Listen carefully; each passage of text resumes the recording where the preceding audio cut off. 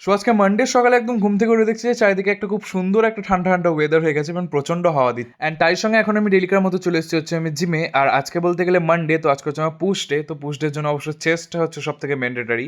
তো এখন চেস্টের কিছু কিছু এক্সারসাইজ আমি এখন করছিলাম, শোল্ডারেরও কিছু কিছু এক্সারসাইজ করছিলাম।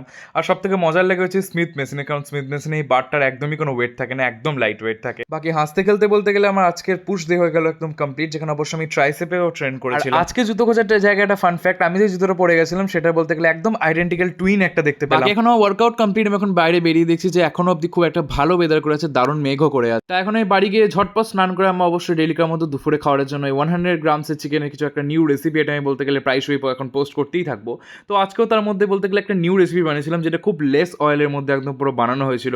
তো এই রেসিপিটার আমি লিঙ্ক অবশ্যই আমি দিয়ে দেবো আমার চ্যানেলে, এবং তার সঙ্গে আমি পোস্টও করে দিচ্ছি, তো অবশ্যই দেখে নিও। অ্যান্ড বলতে গেলে কোনো টাইপের চিকেনটা ফ্রাই না করে একদম লেস অয়েলের রেসিপিটা বানানো হয়েছে। চিলি চিকেন যখন করেছি, তো ফ্রাইড রাইসের জন্য এখানে 1 চামচ ঘি নিয়ে একটু কাজু কিশমিশ, তারপরে বাসমতি চালা, সামান্য একটু চিনি গুঁড়ো দিয়ে আজকে আমার দুপুরবেলার খাবারটা ready, fried rice and chilli chicken. খাওয়া দাওয়া কমপ্লিট করে একটু রেস্ট নেওয়ার পর বিকেলবেলায় আরো জোরে খুব ঝোড়ো হাওয়া দিতে লেগে যায়। তাই আমি এখন এই ঠান্ডা ঠান্ডা হয় ভাবলাম কিছু খাবো, তো এখানে বেস্ট স্ন্যাকিং এর জন্য আমার হচ্ছে একটু পপকর্ন, যেখানে জাস্ট এই 10 রুপিসের প্যাকগুলো বলতে গেলে one of the most best value for money popcorn. বানানোর প্রসেস তো বলতে হবে না, খুবই খুবই ইজি আর তৈরিও হয়ে যায় খুব তাড়াতাড়ি। তো এটা আমি আপাতত এখন স্ন্যাকিং খেয়ে নিচ্ছি, যেটা অবশ্য খুবই টেস্টি লাগে। বাকি আজকের ভিডিও ছিল এতটাই, আবার দেখা হবে কালকে একটা নিউ ভিডিওর সঙ্গে। বাই।